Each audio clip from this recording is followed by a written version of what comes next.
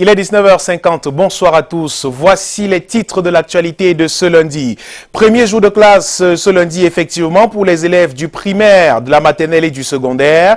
La rentrée scolaire ce 3 septembre a été effective dans certaines parties du pays, même si la situation socio-politique dans d'autres régions font encore planer le spectre d'une année blanche. Écho du retour des classes dans le pays à suivre dans ce 19h50. Et puis en sport, match amical Comores-Cameroun, première séance d'entraînement pour le sélectionneur Clarence Seedorf, ce jour à Nairobi au Kenya. Le groupe pas encore au complet. Nous en profitons pour vous présenter quelques performances des Lions en club dans ce 19h50. Voilà pour le sommaire.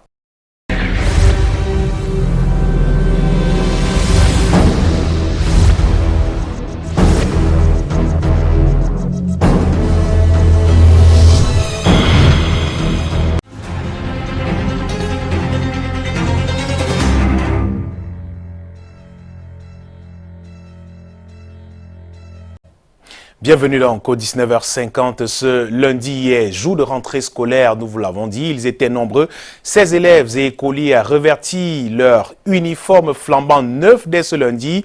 Outre la nouveauté, les modèles et aussi différents les uns que les autres entre ensemble, jaquettes et salopettes. Les jeunes du Cameroun ont souvent eu de la touche de charme et des uniformes et souvent même les enseignants s'y sont conformés ce jour effectivement de rentrée scolaire. Mais Catherine Moukouri, Henri Chinda et Laetitia Ngekam ont fait le tour.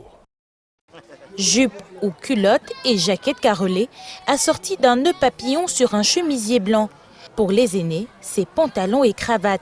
Une tenue particulière choisie par cette école de Douala 5e regroupant primaire et secondaire qui il y a 2 ans a voulu marquer la différence. Nous nous sommes rendus compte que celle que nous aborions à l'époque ne faisait pas la différence entre Duval et le commun des établissements de la ville de Douala. Donc en portant le choix, n'est-ce pas, sur ce modèle qui est typiquement anglo-saxon, nous voulions justement faire honneur justement à ce sous-système anglophone. Quant à la chemisette blanche telle que vous la voyez, nous avons voulu tout simplement rendre nos élèves responsables. C'est que dans l'océan bleu de conformité des académies publiques, les colonies privées, pour une raison ou une autre, osent les couleurs et les modèles.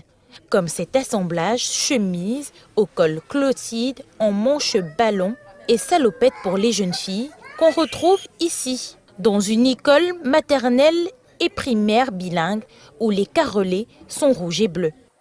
Nous avons trouvé que le modèle était très facile pour l'habillement des petites filles. Si c'est la jupe, elle peut tomber en courant à la récréation, donc nous avons choisi la salopette.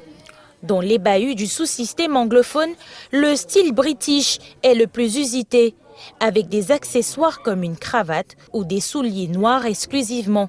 De quoi susciter l'attention sur écoliers et élèves aux uniformes peu communs. Au-delà des uniformes et malgré la faible présence des élèves du primaire et de la maternelle, la reprise des cours a été bel et bien effective dans l'enseignement secondaire ce jour à Douala. L'inspecteur général des enseignements a insisté sur la circulaire liée à la rentrée tout en exhortant les enseignants à plus d'abnégation au travail pour des résultats encore meilleurs en fin d'année. Charles Robert Itok et Thierry Nana. Dispositif particulier pour un jour exceptionnel. Nous sommes au lycée Mongo-Joseph. Aucun parent n'est admis dans l'enceinte de l'établissement. Ces jours de rentrée scolaire. L'exécution de l'hymne national et la levée des couleurs ont précédé le discours d'accueil du proviseur. Au lycée Dios, l'effectivité de la rentrée est constatée par l'inspecteur général des enseignements qui a tenu à transmettre les recommandations de la ministre en charge des enseignements secondaires. Le concept de l'école propre suppose une évolution qui impacte positivement la qualité de l'encadrement des apprenants. En d'autres termes, il est question de rendre les milieux scolaires plus attractifs, propices au travail et débarrassés de tout ce qui est contraire à l'éthique, au culte de l'effort, au mérite et à la probité. Cette année scolaire est placée sous le signe d'une école et des élèves propres, gage du renforcement et de l'intégration nationale. Dans l'éducation de base, malgré la faible présence des élèves, on est satisfait de l'effectivité de la rentrée scolaire. Je suis satisfaite parce que les cours ont véritablement repris. Les enseignants sont tous là. C'est vrai que pour ce qui est des élèves, c'est un peu timide. Et je voudrais ici appeler les parents à ce qu'ils amènent les enfants. L'école a commencé et il faut que tout le monde soit là pour un bon départ. Ainsi donc, est lancé le kick-off de la rentrée scolaire 2018-2019 sur l'ensemble du territoire national. Et dans les villes de Ntui et à Bomban, respectivement situées dans le centre et le sud de Cameroun, de nombreux élèves et enseignants étaient au rendez-vous, même si certains ont brillé par leur absence ce jour. Le compte rendu de cette journée de rentrée avec Laetitia de Bilan et notre correspondant dans la région du Sud. Une rentrée sous le signe du stress pour beaucoup et de la nouveauté aussi. De nombreux élèves ont franchi le seuil du lycée classique de Ntui dans le département du Mbamekime, région du centre Cameroun. Une rentrée comme les autres, sauf peut-être pour les 6e qui arpentent les couloirs du lycée pour la première fois. Et forcément, après le primaire, c'est un nouveau monde pour eux. Ils sont accueillis dans la cour du lycée par le proviseur, même si contrairement aux années précédentes, l'affluence est moins visible, surtout pour un jour de rentrée scolaire. En septembre, même si on note que beaucoup de parents n'ont pas envoyé leurs enfants. Peut-être qu'ils sont encore en route. Mais la rentrée, là, ceux qui sont là auront bien cours tout à l'heure. Direction à Bomban, dans l'Est Cameroun. Le préfet du Oignon, Ntoa Goodlife Mbonke, et son état-major ont effectué le tour de différents établissements de la ville pour s'enquérir de l'effectivité de la rentrée scolaire. Je suis très content et très satisfait d'être parmi vous. C'est comme si moi aussi j'ai commencé l'école avec vous. Je suis très content de vous voir très propre, bien aligné, prêt à démarrer une nouvelle année scolaire. Je vous encourage et je vous en félicite. Les cours ont effectivement commencé au lycée classique d'Abomban selon les directives données par Madame la ministre des Enseignements secondaires.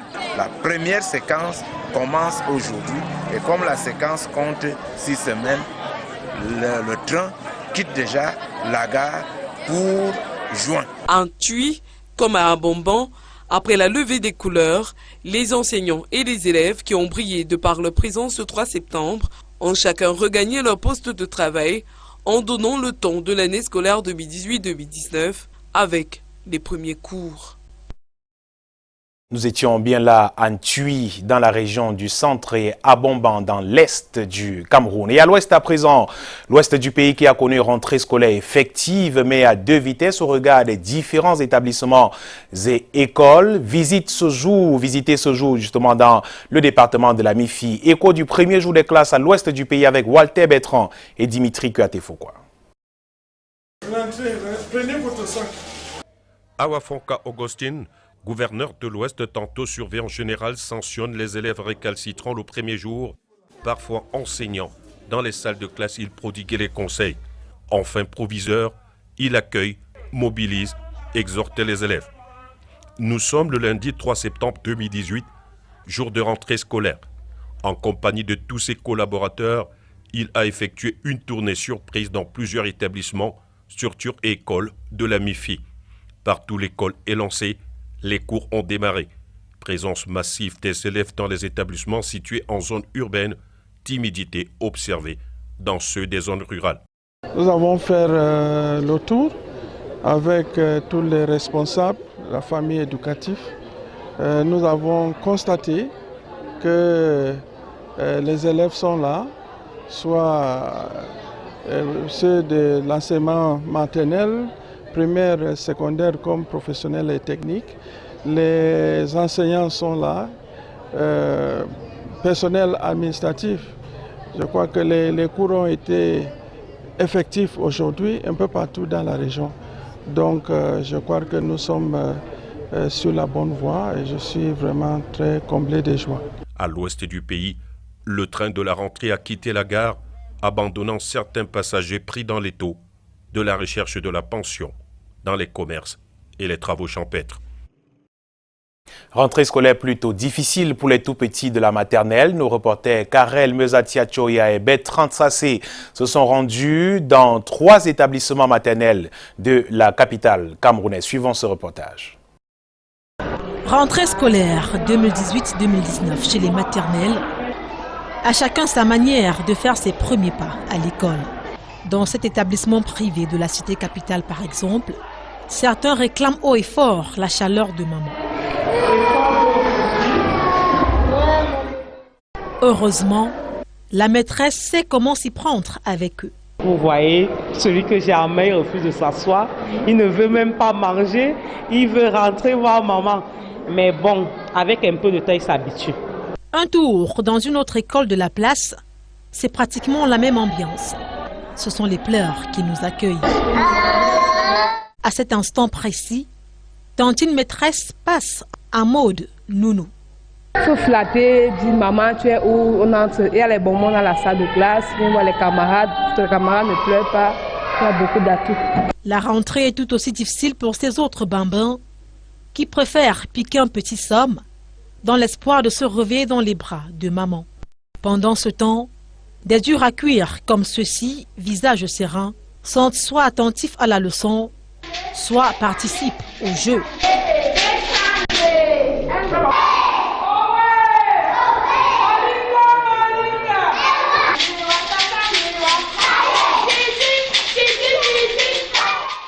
Les enseignantes y mettent du cœur, même si ce n'est pas toujours évident. Ils sont habitués aux parents et maintenant aujourd'hui là beaucoup ont pleuré par rapport à la séparation. Donc on essaie juste de les calmer avec des jeux, voire des petites friandises.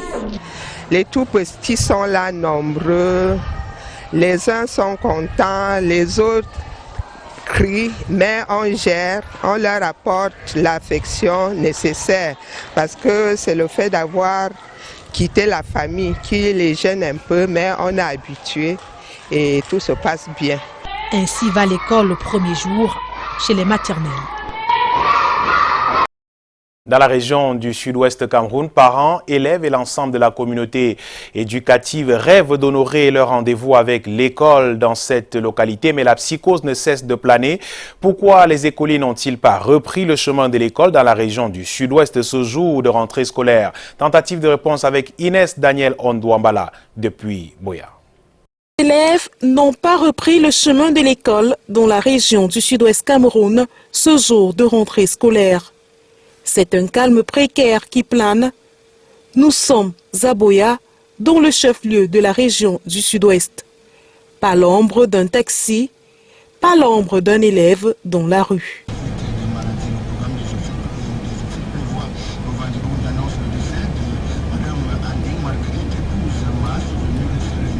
Dans les établissements scolaires où nous avons baladé nos caméras, les portes sont encore fermées.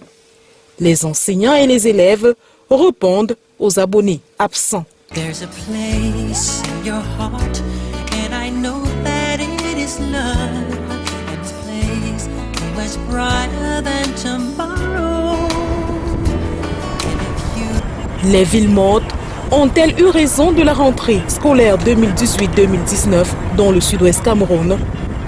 Le moins que l'on peut dire, villes mortes ont-elles eu raison de la rentrée académique 2018-2019 dans le sud-ouest Cameroun?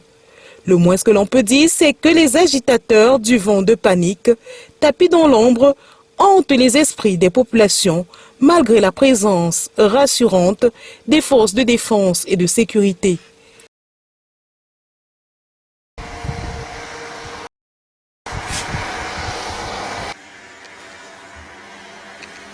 Ce n'est que partie remise. Voilà le genre de phrase qui peut calmer l'impatience des bons élèves qui croient avoir raté le train de la rentrée.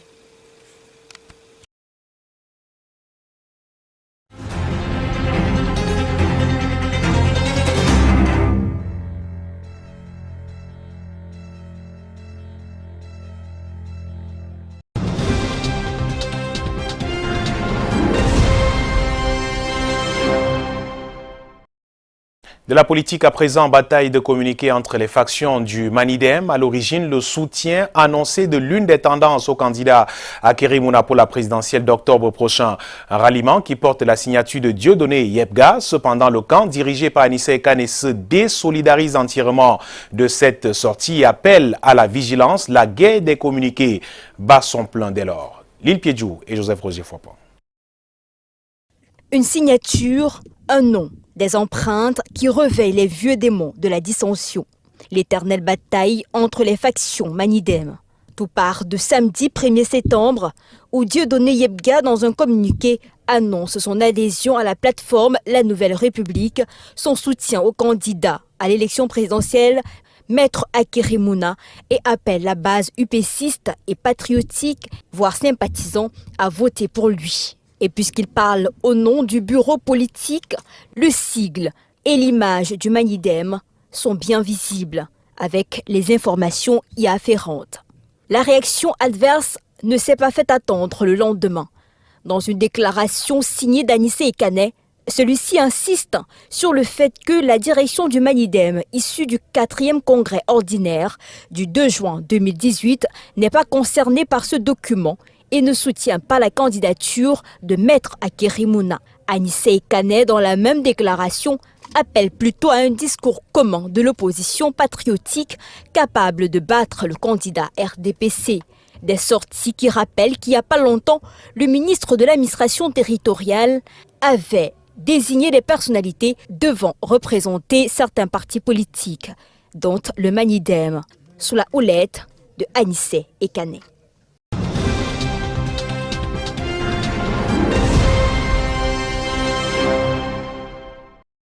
Sécurité nucléaire, le Cameroun doit renforcer son dispositif afin d'éviter toute catastrophe nucléaire. Son plan intégré est passé au scanner depuis ce matin à Yaoundé. Il est question pour les experts de l'Agence nationale de radioprotection et de l'Agence internationale de l'énergie de rendre plus efficaces les mesures de sécurité. Brand Kamga et André Maringia. Le Cameroun à la croisée des chemins entre grands chantiers et différentes crises. Les matières radioactives peuvent servir d'armes de destruction massive en cas de mauvaise manipulation. Elles peuvent tomber entre des mains malveillantes qui s'en serviraient pour causer des dégâts, aussi bien à l'homme qu'à l'environnement. L'Agence nationale de radioprotection du Cameroun passe en revue le plan intégré d'appui à la sécurité nucléaire depuis ce lundi à Yaoundé. Les enjeux sont énormes pour un plan de mise en œuvre plus efficace. Le Cameroun va accueillir la CAN 2019 dans 5 stades. Donc il faudra également déployer les moyens humains et matériels dans ces stades-là pour la mise en œuvre des mesures de sécurité nucléaire. La vision est périodique mais aussi lointaine. Il faut trouver les techniques et moyens nécessaires au niveau des frontières nationales pour garantir, contrôler l'entrée au Cameroun de toutes les matières nucléaires et radioactives, qu'elles soient autorisées officiellement ou qu'elles entrent par des voies illicites. Du 3 au 7 septembre 2018, plusieurs experts de l'Agence internationale de l'énergie atomique vont accompagner l'Agence nationale de radioprotection pour une mise en œuvre plus efficace des activités de sécurité nucléaire pour la période 2019-2021. Du sport à présent, le sélectionneur des Lions indomptables Clarence Seedorf a conduit sa première séance d'entraînement aujourd'hui. Le groupe n'est pas encore complet à Nairobi et dans la mouvance, revenons aussi sur les performances des Lions en club avant de rejoindre l'équipe nationale du Cameroun. Le point avec Marc Chouam. La première séance d'entraînement de Clarence Seedorf avec la sélection des Lions indomptables s'est tenue ce lundi après-midi au Moi International Sports Center, stade de 60 000 places au cœur de Nairobi au Kenya. Des 26 joueurs convoqués par le technicien néerlandais, seule une quinzaine était présente. Les Lions indomptables ont pour camp de base au Kenya le Safari Park Hotel. Les derniers joueurs à rejoindre la tanière seront Fabrice Ondoa et Vincent Aboubakar. Parlant de ce dernier, il a laissé son club sur la bonne voie ce week-end avant de prendre la direction du Kenya. En signant le deuxième but du match à la 28e minute, Vincent Aboubakar a contribué au large succès du FC Porto 3-0 sur Moreirense lors de la 4e journée du championnat portugais. C'est sa 3e réalisation de la saison. Autre lion indomptable buteur ce week-end, Ambroise Oyongo Bitolo. L'arrière gauche a d'une reprise majestueuse du gauche offert les 3 points à Montpellier sur le terrain du stade de Reims. C'est son premier but sous ses nouvelles couleurs. Non convoqué par Clarence Seedorf, Nicolas Nkoulou a tout de même fait briller le vert ou jaune dans le championnat italien, le Calcio. De la tête, le défenseur central permet au Taureau de s'imposer devant Spal, 1-0. Terminons par ce chef-d'œuvre de Junior Rostombai en 16e de finale de Coupe du Trône au Maroc.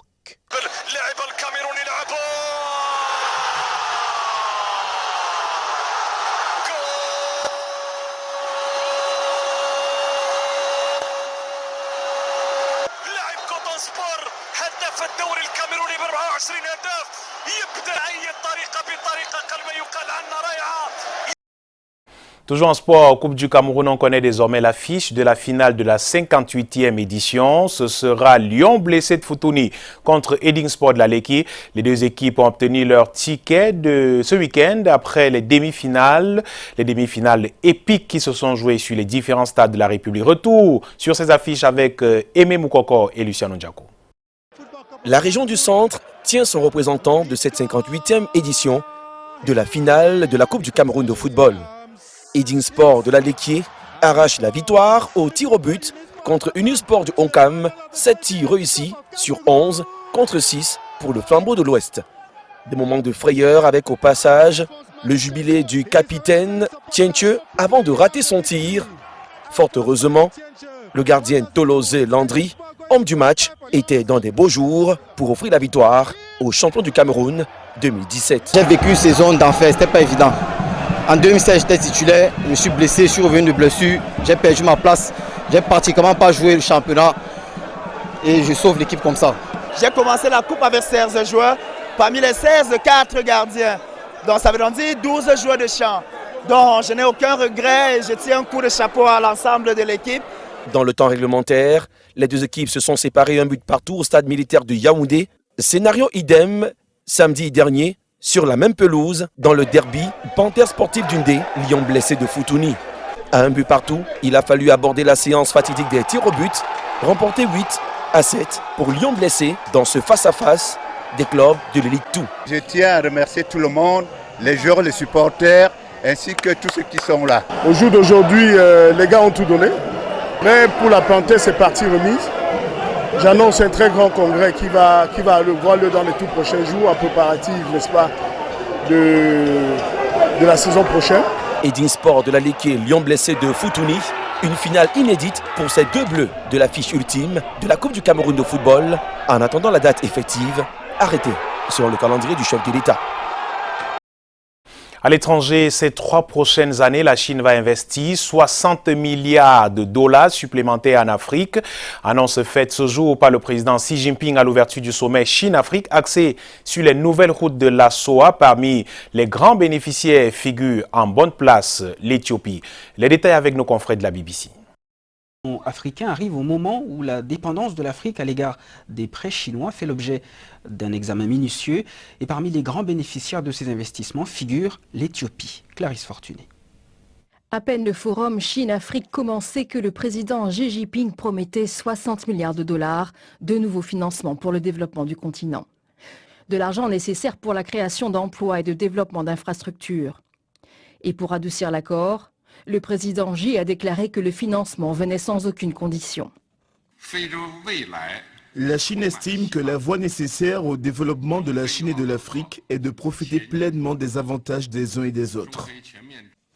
Au cours des 2 prochains jours, les dirigeants africains seront dans la capitale chinoise pour discuter d'accords commerciaux visant à stimuler la croissance et le développement dans leur pays.